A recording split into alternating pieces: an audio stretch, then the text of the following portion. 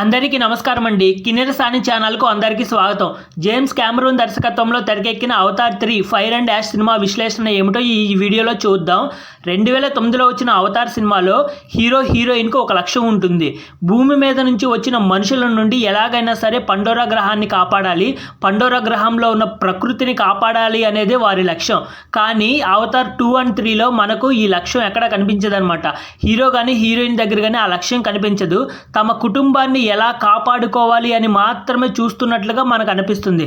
అందుకే అవతార్ 1 ఇచ్చిన కిక్ కానీ అవతార్ 1 ఇచ్చిన హైప్ కానీ అవతార్ 2 and 3 ఇవ్వలేకపోయాయి అనే చెప్పాలి. సినిమా కొంచెం విసుగు తెప్పించే విధంగానే ఉంది ఫ్రెండ్స్. మరీ ముఖ్యంగా ఈ ఇంటర్వెల్ ముందు మరీ విసుగు తెప్పిస్తుంది.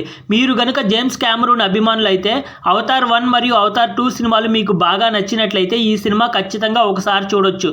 3 ఏళ్ల క్రితం వచ్చిన అవతార్ 2 సినిమాకే చాలా విమర్శలు వచ్చాయి.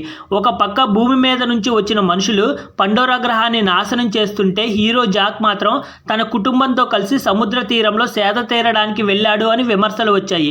కథనం చాలా నెమ్మదిగా ఉంది అని కూడా విమర్శలు వచ్చాయి.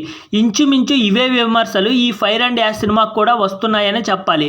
కానీ కథ పరంగా చూస్తే అవతార్ 2 కంటే అవతార్ 3 చాలా నయం అనే చెప్పాలి. ఈ అవతార్ 3 సినిమా కథ ఏమిటంటే భూమి మీద నుంచి పండోరా గ్రహానికి వచ్చిన మనుషులు ముఖానికి మాస్క్ లేకుండా బతకలేరు, మాస్క్ లేకుండా శ్వాస తీసుకోలేరు. పండోరా గ్రహంలో వీచే గాలి మనుషులకు విషవాయువుతో సమానం.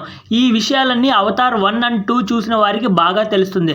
అయితే హీరో జాక్ కుటుంబం మనుషుల జాతికి చెందిన ఒక పిల్లాడిని చేరదీసి పెంచుతుంటారు. ఆ పిల్లాడి పేరు స్పైడర్ అన్నమాట. అవతార్ 2 మొత్తం ఈ స్పైడర్ అనే పిల్లాడు ఉంటాడు. మాస్క్ పెట్టుకునే ఉంటాడు. ఎందుకంటే ఆ పిల్లాడు కూడా మనిషే కాబట్టి శ్వాస కోసం మాస్క్ పెట్టుకునే ఉంటాడు. అయితే ఈ అవతార్ 3 సినిమాలో ఆ పిల్లాడికి మాస్క్ అవసరం ఉండదు.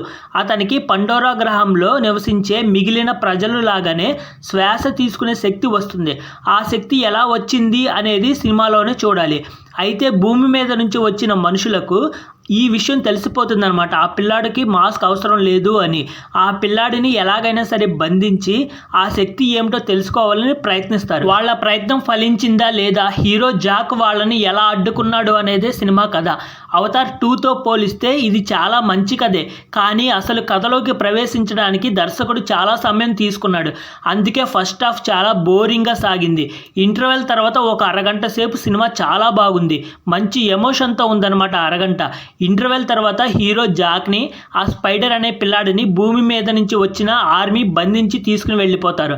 అప్పుడు జాక్ భార్య అంటే ఆ హీరోయిన్ అనమాట, అవతార్ సినిమా హీరోయిన్ వచ్చి ఫైట్ చేసి కాపాడి వాళ్ళిద్దరిని తీసుకుపోతుంది. అక్కడ వచ్చే ఫైట్ చాలా బాగుంది. మంచి ఎమోషన్తో ఉంది ఆ ఫైట్. ఆ ఫైట్ తర్వాత ఆ స్పైడర్ అనే పిల్లవాడు చనిపోవాల్సిన పరిస్థితి వస్తుందన్నమాట. కానీ చనిపోడు. ఏమిటా పరిస్థితి అనేది సినిమాలోనే చూడాలి. నిజంగా చనిపోతాడేమోనని మనకు భయం వేస్తుంది అనమాట. ఆ 2 సన్నివేశాలు మాత్రం మంచి థ్రిల్ని కలిగించాయి. ఒక కొత్త తెగను ఈ సినిమాలో పరిచయం చేశారు. అగ్ని తెగ అని అగ్ని పర్వతాల మధ్యలో బూడిదలో నివసిస్తుంటారు. వీళ్ళని కూడా విలన్లుగానే చూపించారు. అందుకే ఫైర్ అండ్ యాష్ అని పేరు పెట్టారనమాట. వీళ్ళు కూడా మనుషులతో కలిసి పండోరా గ్రహాన్ని నాశనం చేయాలని చూస్తూ ఉంటారు. ఎందుకు వీళ్ళు పండోరా గ్రహాన్ని నాశనం చేయాలని చూస్తున్నారు అనే దానికి సరైన కారణం లేదు. సినిమా క్లైమాక్స్లో మనుషులతో కలిసి యుద్ధం చేస్తుంటారు. ఫైర్ అండ్ యాష్ అని సినిమాకి పేరు పెట్టారు కదా, వాళ్ళకున్న అగ్నిశక్తులతో యుద్ధం చేసి అరాచకం సృష్టిస్తారేమో, తెర మీద గ్రాఫిక్స్ అదిరిపోద్దేమో అని మనం అనుకుంటాం. కానీ వాళ్ళు కూడా మిషన్ తుపాకులతోనే వచ్చి యుద్ధం చేస్తారు. వచ్చి తన్నులు తిని వెళ్ళిపోతారు అంతే. పెద్ద ఇంపాక్ట్ ఏం ఉండదు అనమాట వాళ్ళది. అవతార్ 2లో వచ్చే క్లైమాక్స్ ఫైట్కి ఈ అవతార్ 3లో వచ్చే క్లైమాక్స్ ఫైట్కి నాకు ఏమీ తేడా తెలియలేదు. రెండూ ఒకేలా అనిపించాయి. అవతార్ 2లో క్లైమాక్స్ ఫైట్లో సముద్ర జాతుల వారు మనుషులతో యుద్ధం చేస్తూ ఉంటారు. ఈ అవతార్ 3లో కూడా అంతే. చాలామంది సముద్ర జాతుల వారు వచ్చి మనుషులతో యుద్ధం చేస్తూ ఉంటారు. అవతార్ 2లో యుద్ధం చివరికి వచ్చేసరికి హీరో కుటుంబం ఎలా బతికి బట్ట కట్టింది అని మాత్రమే చూపిస్తారు. కానీ యుద్ధంలో పాల్గొన్న మిగిలిన వారి పరిస్థితి ఏమిటి అనేది అస్సలు చూపించరు. ఈ అవతార్ 3లో కూడా అంతే. చివరికి వచ్చేసరికి హీరో కుటుంబాన్ని మాత్రమే చూపిస్తారు. కానీ యుద్ధంలో పాల్గొన్న మిగిలిన సముద్ర జాతి ప్రజల పరిస్థితి ఏమిటి అనేది చూపించరు. 2009లో వచ్చిన అవతార్ సినిమాని చూసి ఆ స్క్రీన్ ప్లేకి ఆ గ్రాఫిక్స్కి అందరూ మైమర్చిపోయారనమాట.